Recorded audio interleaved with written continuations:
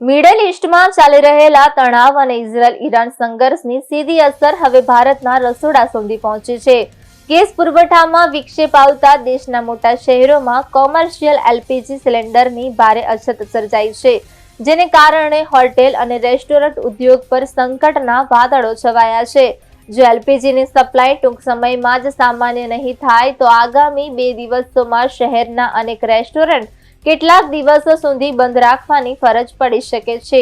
Commercial ગેસની supply અને ડિલિવરીમાં મોડું થવાથી પરિસ્થિતિ બગડતી જઈ રહી છે. બેંગલુરુ હોટેલ્સ એસોસિએશને જાહેરાત કરી છે કે જો ગેસનો પુરવઠો તાત્કાલિક પુનઃસ્થાપિત કરવામાં નહીં આવે તો શહેરની હજારો રેસ્ટોરન્ટ્સ અને ખાણીપાણીની દુકાનો 10 માર્ચથી બંધ કરી દેવામાં આવશે. એસોસિએશનના જણાવ્યા મુજબ અચાનક જ કોમર્શિયલ સિલિન્ડરનો સપ્લાય બંધ કરી દેવામાં આવ્યો છે. આનાથી માત્ર હોટેલ માલિકો જ નહીં પરંતુ દરરોજ બહાર જમતા વિદ્યાર્થીઓ, ડોક્ટરો અને સામાન્ય નાગરિકોને પણ મોટી મુશ્કેલીનો સામનો કરવો પડી શકે છે.